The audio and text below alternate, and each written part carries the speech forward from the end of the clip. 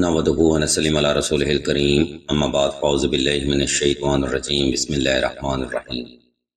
ناظرین کرام، یوں تو محبت پانے کے لیے لوگ حب کے عملیات میں بے شمار وظائف کرتے ہیں، لیکن یہ بات ضروری نہیں کہ انسان کو پہلی ہی کوشش میں کامیابی ہو جائے اور وہ اپنی جائز محبت کو حاصل کر لے۔ آج کی اس خاص ویڈیو میں 2 ٹاپکس پر بات کی جائے گی۔ پہلا موضوع یا قابضوں یا ودودوں کا وظیفہ ہے، اور دوسرا اہم ترین ٹاپک وظائف میں ناکامی کی وجوہات ہیں۔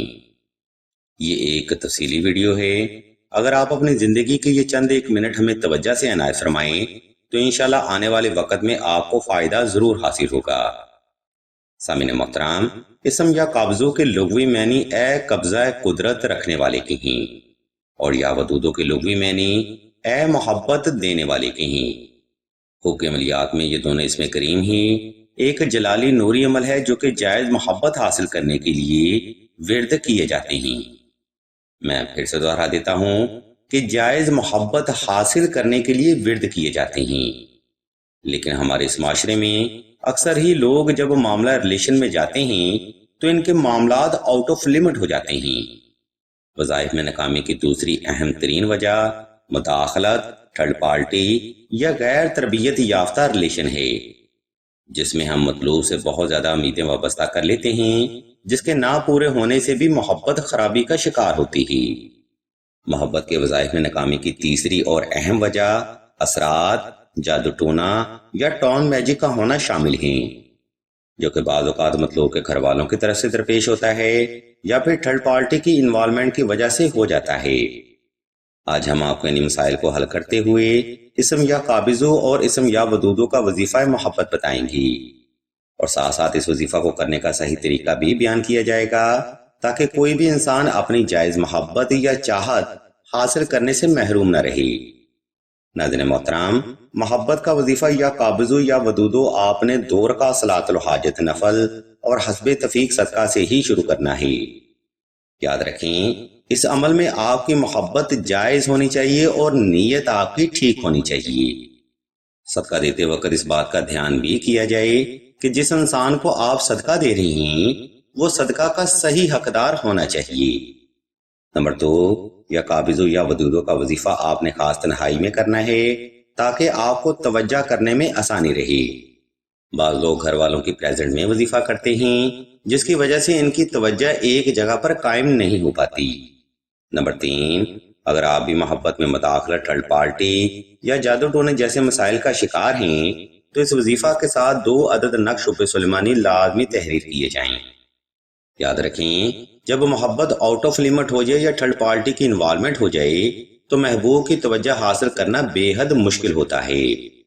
ان دنیاوی مسائل سے نجات کے لیے ہی نقش حب سلیمانی تحریر کیا جاتا ہے۔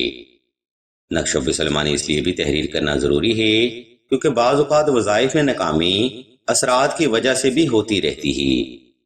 نقش حب سلیمانی نہ صرف جادو ٹونا اور اثرات کی کاٹ کرتا ہے بلکہ محبوب کو آپ کی طرف حد سے زیادہ مائل رکھتا ہے۔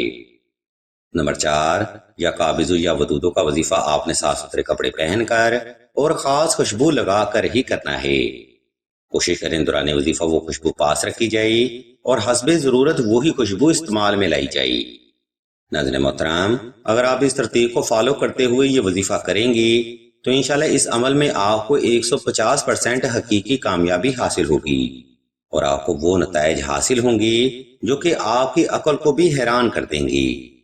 اب ہم ویڈیو کے دوسرا حصہ کی جانب بڑھتے ہیں اور آپ کو اس وظیفہ کا طریقہ دورانیہ اور تعداد کے بارے میں بتاتے ہیں۔ ویڈیو کا یہ حصہ پہلے حصے سے زیادہ اہم ہے، اس لیے ذرا توجہ فرمائیے گا۔ ناظرین محترم، اوپر بیان کردہ ترتیب کو فالو کرتے ہوئے آپ نے کسی بھی وقت کسی بھی مقام پر تنہائی کا خاص انتظام کر لینا ہے۔